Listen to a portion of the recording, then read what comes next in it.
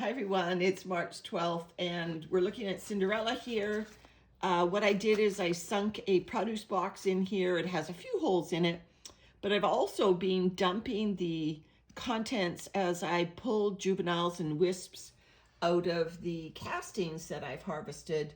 I've been dumping them upside down and there's food at the bottom of this. So I want to move these worms outdoor to Gilligan that we have reset.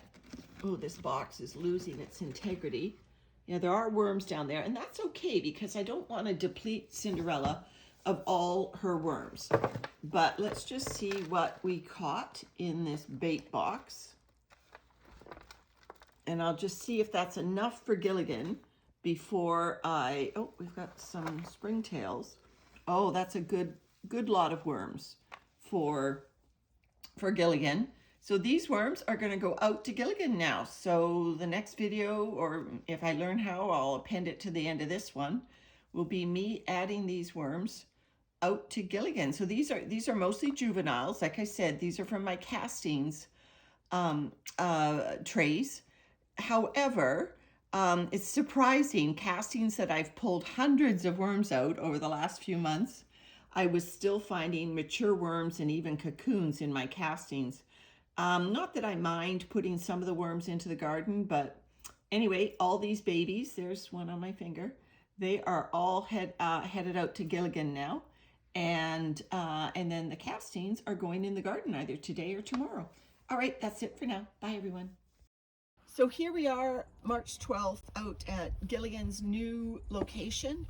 Still has the thermostatically controlled heat mat underneath it because we're still in spring temperatures here.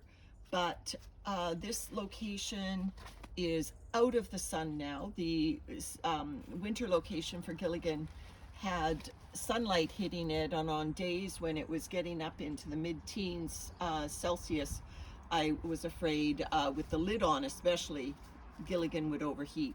So what we've done is we've refilled Gilligan. We put not only all the old stuff, like this cardboard that was at the base of Gilligan before, but we also put a whole new load of horse manure in here.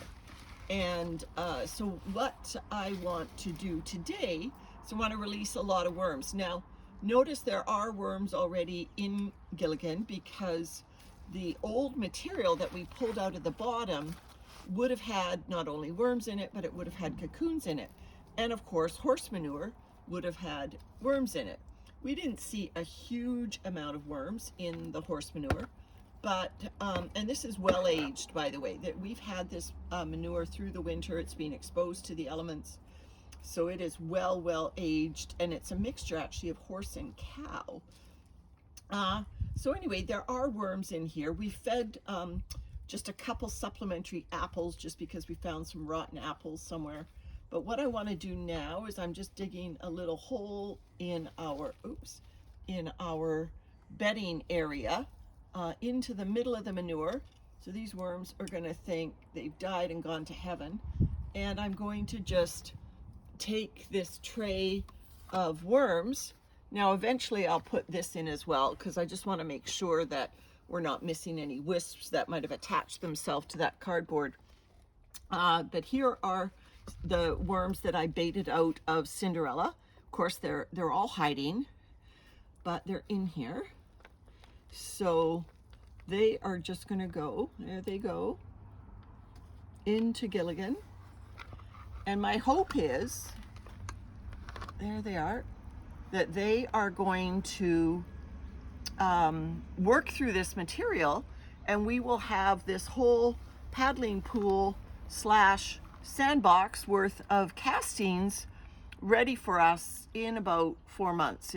And you know, even if it doesn't make it all the way, I don't really mind because you know, it's manure, and if we sift it, oh, there's a cocoon. I wanted to kind of save the cocoons if I could, because I don't, oh no, I dropped it, because I don't particularly want, the cocoons going through their cycle. I've got a cocoon bin indoors. I will add that too. Anyway, even if this manure isn't processed all the way, it's going to be a long way towards being processed. Is that another cocoon? Nope, just egg grit.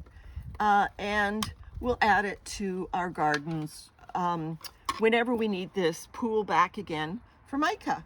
So that's our thinking, is get as much processed as we can, and whatever doesn't get processed, the cardboard of course can just go into our other worm bins, and the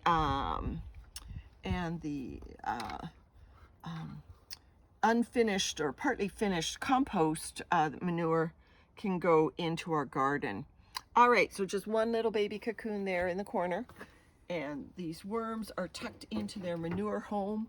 Now, not a big temperature shock for these worms because they've been indoors, and the reading on this, there's a little one on the outside of the brown paper. I'll put them on the inside. The reading on the temperature gauge, the thermostat, is 20.8 degrees Celsius. So not a huge shock to the system for these worms. I'm hoping they don't do a bolt. You know, we only really had one problem with Gilligan's worms trying to leave, and I think that was when we were adding too much greens without any buffer for pH at all. You can see we've liberally sprinkled powdered eggshells everywhere, so that we hopefully don't run into that problem again. So this is a rough and ready worm bin. It's outdoors. It's producing a lot of castings for us, and the worms, yeah, they're exploring, but I want them to do the work on the manure. I want them to be productive for us, give us more castings, hopefully by May. And like I said, today is March the 12th. So my goal is by the end of May, April, oh, that might be too soon. Might be the end of June by the time Micah gets out of kindergarten.